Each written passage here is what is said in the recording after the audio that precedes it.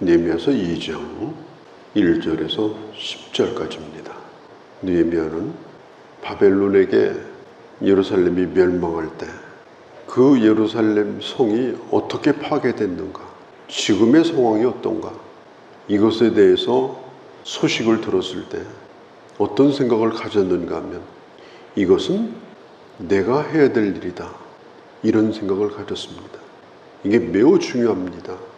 우리가 어떤 소식을 듣고 슬퍼하고 관심을 갖고 또 물어보고 관심으로 끝난다면, 기도하는 것으로 끝난다면 아무런 의미가 없어요. 들은 자의 책임이 있습니다. 느헤미야는 하나님께서 이 일을 하라고 내게 이야기를 듣게 하셨다고 생각한 거예요. 이건 엄청난 일입니다. 방구석에 앉아가지고 혼자 꾸밀 수 있는 일이 아니에요. 생각한다고 이룰 수 있는 일도 아니에요. 몇 사람 붙들고 해볼 수 있는 일도 아닙니다. 그런데 느헤미야는 이 꿈을 꾸는 거예요. 큰 일을 마음에 담은 겁니다. 이게 중요합니다. 지금 상황은 그렇지 않다 할지라도 대단히 절망적이고 또 방법이 특별히 없다 할지라도 이것은 내가 감당해야 될 일이다, 그런 것에 대한 거룩한 부담감을 가질 뿐 아니라 그 일을 시도하고자 하는 그런 강렬한 열망, 그걸 가지는 게 중요해요. 어떤 일이든지 중요하고 큰 일은 그런 뜻을 품은 사람들에 의해서 이루어져 왔습니다. 교회 일도 마찬가지입니다. 사람들이 이거 어떻게 하면 좋을까 묻는 사람도 많고 관심 가는 사람도 많고, 그렇지만 그 일을 내가 하겠다고 나서는 사람은 없어요. 오히려 하겠다는 사람들을 말려요. 너 미쳤냐고, 네 처지나 하려고, 어떻게 그런 일을 네가 하느냐고 불을 꺼요. 오히려 왜 그런지 아세요? 그 불똥이 자기에게도 떨어져서 자기도 책임을 져야 될까 봐서 아예 못하게 만들어버려요. 그냥 이대로 가도 싸우니 여기 가도 싸우니, 그리고 세월만 보내는 거예요. 안타까운 일이죠. 특별히 우리가 교회 생활할 때 이런 생각을 가진 타인들만 교회 안에 가득하다면 아무리 세월이 오래 지난다 하더라도 아무 일도 할 수가 없습니다. 어떻게 하면 좋겠어요? 벽돌 한 장씩이라도 가지고 와서 쌓아야죠. 그게 답이 아니겠습니까? 오늘 이 느헤미야는 우리가 그에게서 배울 매우 중요한 것은, 그는 위대한 일을 꿈을 꾸었고 꿈을 꾸었을 뿐 아니라 그는 그것을 시도하고자 한 겁니다.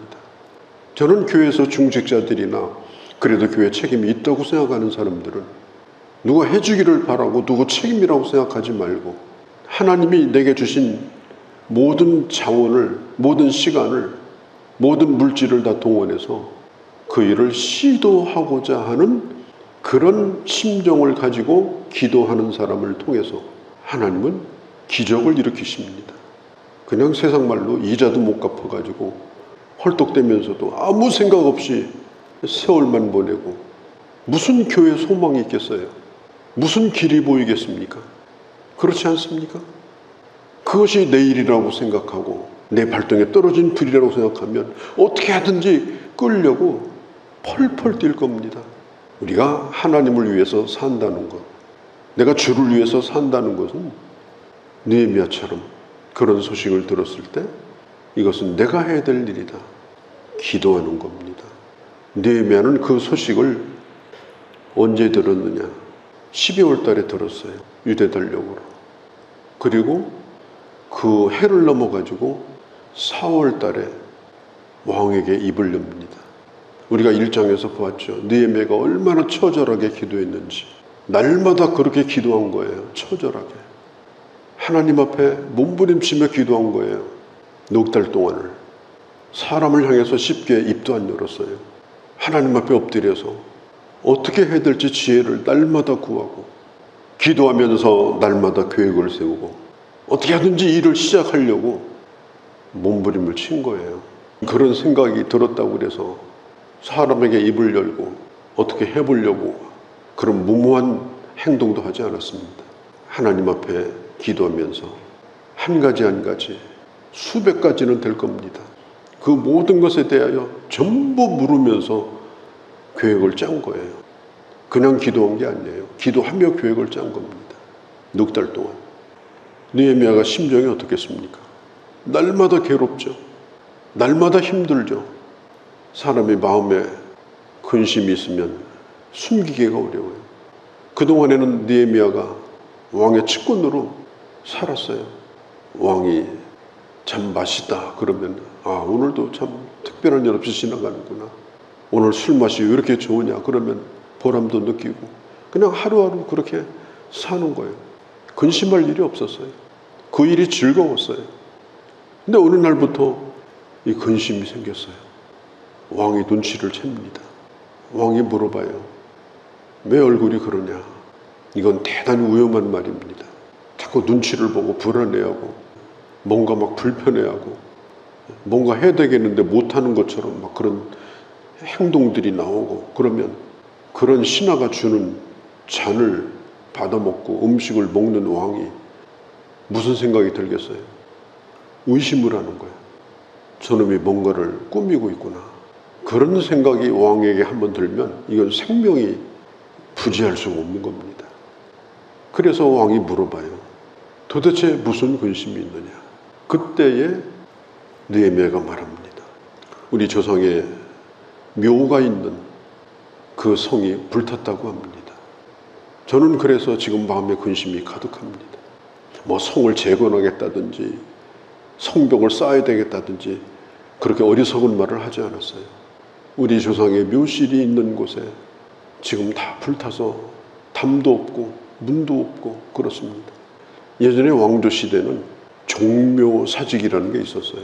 조상들의 그런 것을 다 모셔놓고 제사를 드리고 그걸 소중히 여기고 조선시대뿐 아니라 다른 나라도 다 마찬가지였습니다. 느헤미야가 그런 얘기를 딱 하니까 이 아닥사스다 왕이 그게 이해가 딱 되는 거예요. 종묘사직이 불탔구나. 나라가 망했어도 참 안 된 일이구나. 좀 도와줘야 되겠구나. 그런 생각을 왕이 가지게 된 거예요. 느헤미야가 그런 얘기를 우연하게 했겠습니까? 아니에요. 느헤미야는 기도한 사람이에요. 하나님 앞에 지혜를 구한 사람이에요. 그러니까 그렇게 지혜로운 말을 하는 겁니다. 그리고 왕이 물어봐요. 그러면 내가 어떻게 도와주면 되겠느냐? 내가 뭘 해주면 되겠느냐? 그때 하나님을 향하여 목도하고 이것을 화살기도라고 해요. 우리는 어떤 기도 제목을 놓고 오랫도록 기도할 수도 있습니다. 그런데 어떤 일은 그 자리에서 대답을 해야 되는 일이 있어요.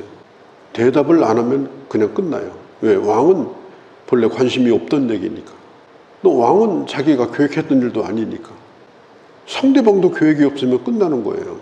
뭘 해줄까 그러니까 왕이요 조금만 기다려 보시라고. 내가 잠깐 기도하고 오겠다고. 금식 한 열흘 하고 대답하겠다고. 그러면 그 왕이 기다려 주겠어요? 요즘 얼굴색이 왜 이래? 그냥 물어본 말로 끝난 거지. 이제 더 이상 약효가 없어요. 느헤미야는 하나님을 향하여 하늘을 향하여 목도하였습니다. 아마 몇 초 안 걸렸을 거예요. 아마 1초 걸렸을까요? 2초 걸렸을까요? 그 순간 느헤미야가 하나님 앞에 기도합니다. 이게 느헤미야의 영적인 능력입니다. 그가 평소에 기도 생활을 그렇게 한 사람이에요. 늘 기도한 사람이에요.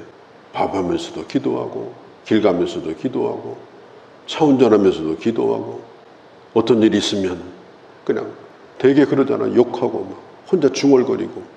아니에요. 이 사람은 기도했어요. 그런 얘기를 들으면 기도하고. 그럼 뭐든지 이 사람은 기도를 한 사람이에요.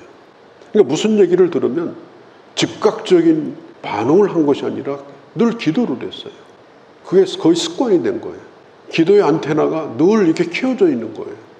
그 왕이 물어보니까 그냥 순간 하나님 앞에 목도하여 기도하는데 그 몇 초의 기도가 몇 시간의 기도가 돼버리는 거예요. 이 느헤미야의 이 대단한 영적인 능력입니다. 이것은 한순간에 생기는 게 아닙니다. 이것은 늘 기도로 살았던 사람. 어떤 일을 하든지 순간순간 기도하며 하나님의 뜻을 물으며 살았던 사람에게 이게 가능한 거예요. 이걸 화살기도라고 그래요. 지금 적이 눈앞에 나타났어요. 갑자기 나타난 거예요. 정신을 놓고 있는데. 그런데 벌벌 떨며 서 있으면 화살이 날라와요. 그럴 때에 그 상대방보다 내가 화살을 더 빨리 쏘아야 돼. 그렇게 기도해야 될 때도 있습니다. 그럴 때 당황하고 육신적으로 반응하고 그러면 지는 거예요. 짧은 시간에 그렇게 그가 기도하고 그리고 왕에게 얘기를 합니다. 어떻게 얘기하느냐? 저에게는 이 정도의 시간이 필요합니다. 기간을 얘기해요. 저에게는 이 정도의 목재와 이 정도의 돌과 이 정도의 자재가 필요합니다. 구체적으로 그 얘기를 합니다. 저에게는 제 일을 도울 수 있는 이런 사람들이 필요합니다. 그것도 구체적으로 얘기합니다. 제가 갈 때 제 신변을 보여줄 수 있는 그런 증명서도 내게 필요합니다. 그것도 구체적으로 얘기해요. 그리고 나를 보호해 줄 수 있는 병사가 필요합니다. 세계 최강의 군대인 페르시아 군대의 호위병이 호위하는데 아무도 손을 못 댑니다. 손에 증명서를 쥐고 있습니다. 느헤미야가 쭉 얘기를 해요. 왕이 뭘 해줄까 그러는데 이렇게 나오니까 이 왕이 느헤미야의 말을 들어주지 않을 수가 없었습니다. 보통 사람들은 두 가지의 실패를 합니다. 첫 번째는 아예 기도를 안 하고 사는 사람이 있어요. 머릿속에는 온갖 자기 생각으로 가득 차 있어요. 다른 사람 얘기를 들었을 때 그게 내 기도 제목이라고 생각하고 내 문제로 여기고 기도한 거예요. 그런데 사람들은 심지어 교회 문제까지도 그냥 목사님 뭐 하려고 하시나? 이상하네. 뭐 이런 거 전혀 기도가 없어요. 그냥 그렇게 사는 거예요. 또 한 가지는 기도는 엄청나게 해요. 그런데 내가 뭘 해야 될지는 안 물어봐요. 하나님 제가 할 몫이 뭡니까? 구체적으로 하나님 앞에 묻고 그리고 내가 할 일을 결정하는 거예요. 기도하지 않는 것도 문제요. 기도해놓고 계획이 없이 사는 것도 문제입니다. 느헤미야는 두 가지를 다 했어요. 기도하고 기도하며 계획을 세우고 예루살렘 성벽 재건하는 일과 예루살렘의 그 성 안에 있는 백성들의 영적인 부흥 그걸 느헤미야는 가슴에 품은 겁니다. 계획대로 된 건 아니에요. 느헤미야가 예루살렘으로 돌아가서 처음에 가서 52일 만에 성벽을 재건하고 다시 돌아왔다가 또다시 예루살렘 총독으로 또 파견을 받아가지고 합쳐서 12년 동안 예루살렘을 위해서 일을 모든 것이 다 계획대로 되는 건 아니지만 그러나 기도하며 계획을 세우고 위대한 일을 내가 시도하고 내가 주를 위해 살아야 되겠다고 생각하면 중요한 것은 기도하고 꿈을 갖는 것이고 시도하는 겁니다. 내가 할 수 있는 일이 뭔가 다른 사람이 뭘 하는가 그걸 탓하지 않고 내가 할 일을 시도하는 겁니다. 그러면 하나님이 역사하십니다. 오늘 느헤미야가 그 일을 하고 있는 거예요. 이 느헤미야는 리더십에 아주 중요한 모본을 보여주는 사람인데 밑에 사람을 다스리는 리더십도 있었지만 느헤미야에게 뛰어난 리더십이 뭐냐? 윗사람을 잘 일할 수 있도록 도와주는 리더십을 가지고 있었어요. 어떻게 페르시아 왕을 이 술 맡은 관원장이 움직입니까? 더군다나 자기 나라 성을 재건한다. 그런 얘기를 어떻게 입박해냅니까? 근데 느헤미야는 그렇게 했거든요. 왜? 그 뜻이 너무나 선하고 너무나 그 뜻이 귀하고 하나님이 기뻐하는 일이었기 때문에 왕의 마음을 움직인 거예요. 만일 회사 사장에게 그런 리더십을 가진 사람이 상무고 전무라면 그 사장은 복받은 거죠. 뭐 다른 사람 시키는 게 리더십이 아닙니다. 그 일을 할 수 있는 자리에 있는 사람을 그렇게 일할 수 있도록 마음을 움직이고 격려해주고 또 구체적으로 계획도 좀 만들어서 갖다 주고 그렇게 해서 일할 수 있도록 지혜를 주고 그게 리더십이에요. 교회 안에도 그런 재직이 있다면 그 담임 목사는 복받은 담임 목사죠. 이게 중요한 겁니다. 느헤미야는 그걸 가지고 있었어요. 구체적으로 계산을 했고 그 계산 속에 내가 해야 될 헌신도 집어넣고 그리고 왕에게 얘기를 하고 그러니까 왕이 뭘 도와줘야 될지 잘 모르니까, 뭘 도와줘야 될까? 그러니까 알아서 해주세요. 왕이 어떻게 도와줍니까? 알아서 해주는 사람이 어디가 있어요? 구체적으로 제가 이 일을 하겠습니다. 제가 희생하겠습니다. 그렇게 하니까 왕이 그 종묘사직을 지키겠다고 하는 자기 신하의 얘기를 듣고 어마어마한 후원을 해줘가지고 이 일을 이루게 되어집니다. 느헤미야는 이런 모든 일들이 하나님의 선한 손이 나와 함께 하심으로 왕의 마음을 움직여 주셨다. 하나님이 이 모든 일을 하셨다. 그렇게 감사하고 페르시아 군대의 호위병의 호위를 받으면서 예루살렘으로 돌아오게 되는 거죠. 그때 당시 사마리아의 총독인 산발락, 암몬의 총독인 도비에라고 하는 사람, 앞으로 자주 들을 거예요. 이 사람들이 아주 힘든 그런 장애가 됩니다.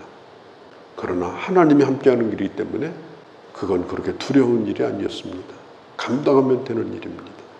위대한 일을 시도하라. 위대한 일을 위하여 기도하라. 위대한 일을 위해서 계획하라. 전적으로 헌신하라. 그러면 하나님 그 일을 이루신다. 오늘 이것을 깊이 생각하고 내 가정을 사랑하고 우리 교회를 사랑하고 내 인생을 사랑해서 내가 시도하고 이룰 수 있는 일이 뭔가 생각하고 구체적으로 기도하는 그런 시간이 되어지기를 바랍니다. 거룩하신 우리 아버지, 오늘 저희들 주의 말씀을 들었습니다.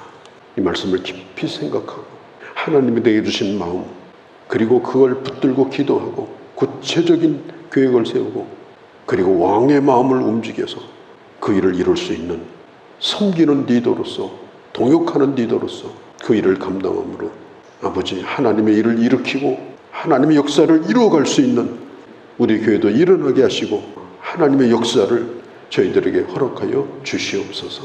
꿈을 꿈고 시도하는 그런 결단을 저희들에게도 허락하여 주시옵소서. 우리 주 예수님의 이름으로 기도하옵나이다. 아멘.